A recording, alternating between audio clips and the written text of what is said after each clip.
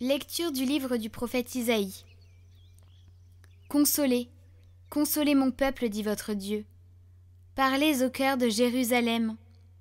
Proclamez que son service est accompli, que son crime est expié, qu'elle a reçu de la main du Seigneur le double pour toutes ses fautes. Une voix proclame: dans le désert, préparez le chemin du Seigneur. Tracez droit dans les terres arides, une route pour notre Dieu. Que tout ravin soit comblé, toute montagne et toute colline abaissée, que les escarpements se changent en plaine et les sommets en larges vallées. Alors se révélera la gloire du Seigneur, et tout être de chair verra que la bouche du Seigneur a parlé. Une voix dit: proclame, et je dis: que vais-je proclamer? Toute chair est comme l'herbe, toute sa grâce comme la fleur des champs. L'herbe se dessèche et la fleur se fane quand passe sur elle le souffle du Seigneur.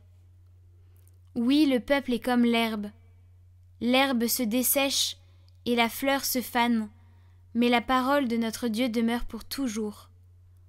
Monte sur une haute montagne, toi qui portes la bonne nouvelle à Sion.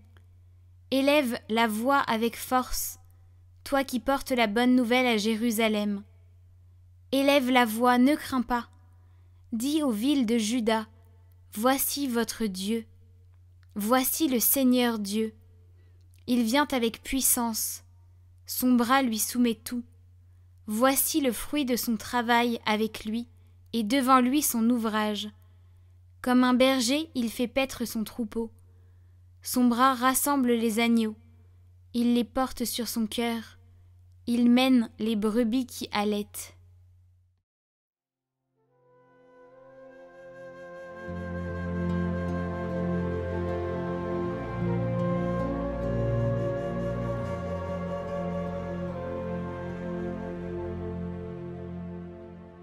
Voici le Seigneur Dieu, il vient avec puissance.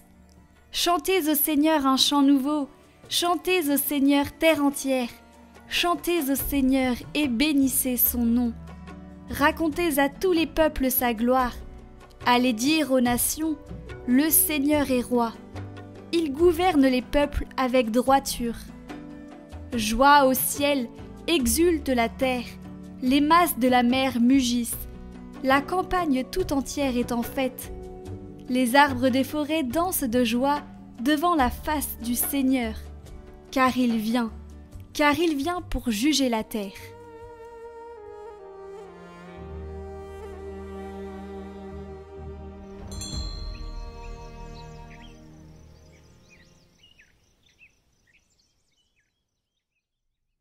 Évangile de Jésus-Christ selon saint Matthieu. En ce temps-là, Jésus disait à ses disciples: quel est votre avis? Si un homme possède 100 brebis et que l'une d'entre elles s'égare, ne va-t-il pas laisser les 99 autres dans la montagne pour partir à la recherche de la brebis égarée? Et s'il arrive à la retrouver, amen, je vous le dis, il se réjouit pour elle plus pour que les 99 qui ne se sont pas égarés. Ainsi, votre Père qui est aux cieux ne veut pas qu'un seul de ses petits soit perdu.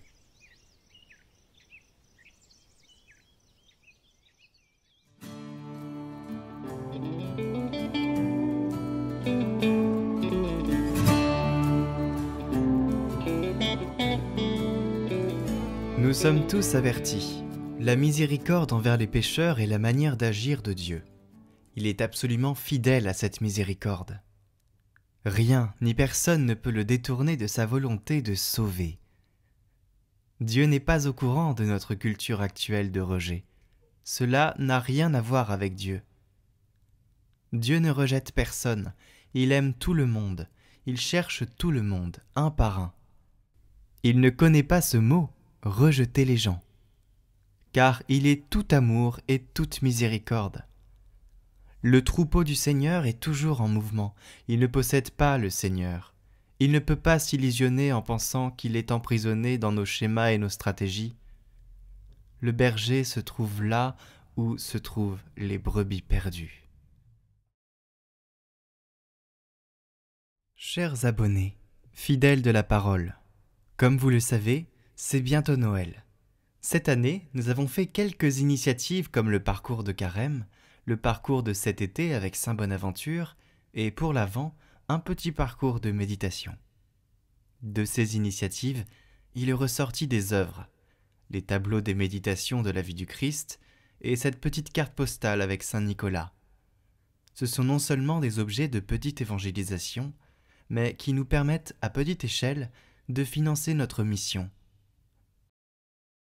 Alors pour ce Noël, n'hésitez pas à commander quelques œuvres sur notre boutique pour offrir à votre famille et à vos amis.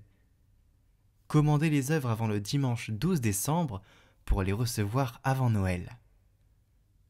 Nous vous mettons le lien du site en description et en haut de la vidéo, il s'affiche maintenant.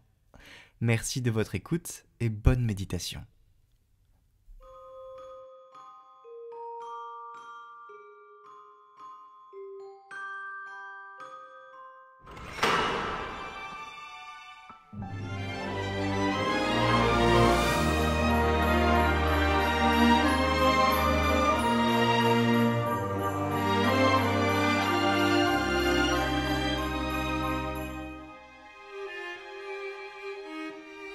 Aujourd'hui, dans le parcours de l'Avent, nous vous proposons une méditation d'un nouveau saint, ou plutôt une histoire.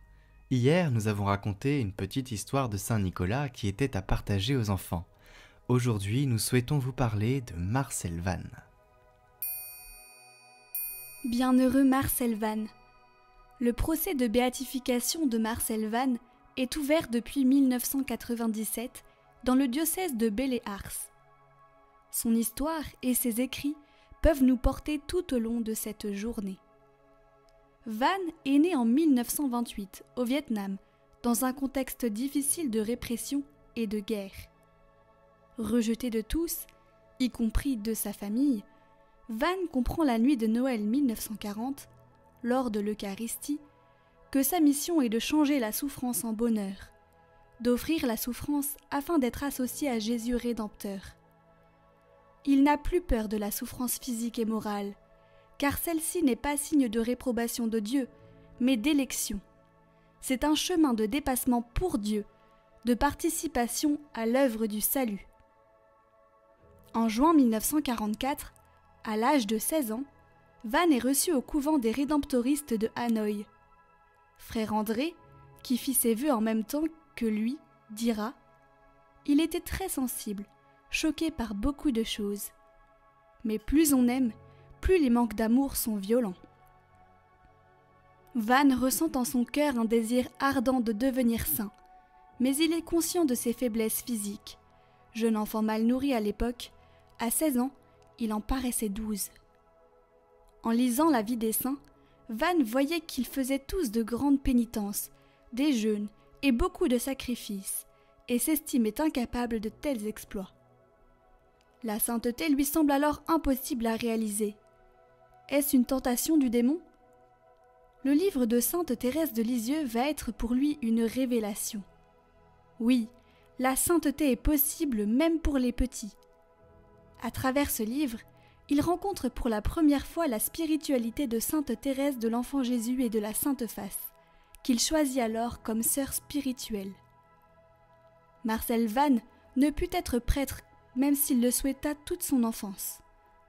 Sainte Thérèse, qui lui a parlé à plusieurs reprises, lui dit un jour qu'il avait l'âme d'un prêtre, mais que Jésus lui avait donné une autre mission.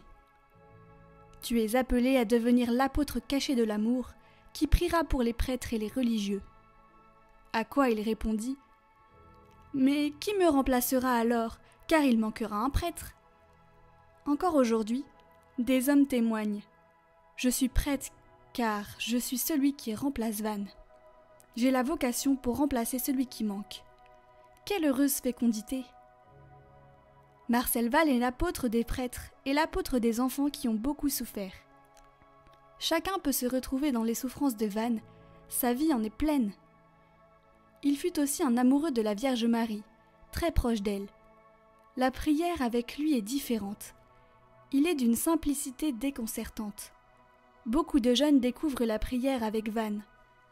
Un jour, Jésus lui demanda de prier pour la France, lui qui n'aimait pas notre pays. « Le règne de mon amour partira de France. Tu diras aux carmélites et aux prêtres de France de dire cette prière. » Celle-ci est encore largement diffusée et a été mise plusieurs fois en musique. Seigneur Jésus, aie compassion de la France. Daigne l'étreindre dans ton amour et lui en montrer toute ta tendresse. Fais que, remplie d'amour pour toi, elle contribue à te faire aimer de toutes les nations de la terre. Ô amour de Jésus, nous prenons ici l'engagement de te rester à jamais fidèle et de travailler d'un cœur ardent à répandre ton règne dans tout l'univers. Amen. Seigneur, à l'image de notre frère du Vietnam, je te demande qu'aujourd'hui, je sois toujours joyeux par amour.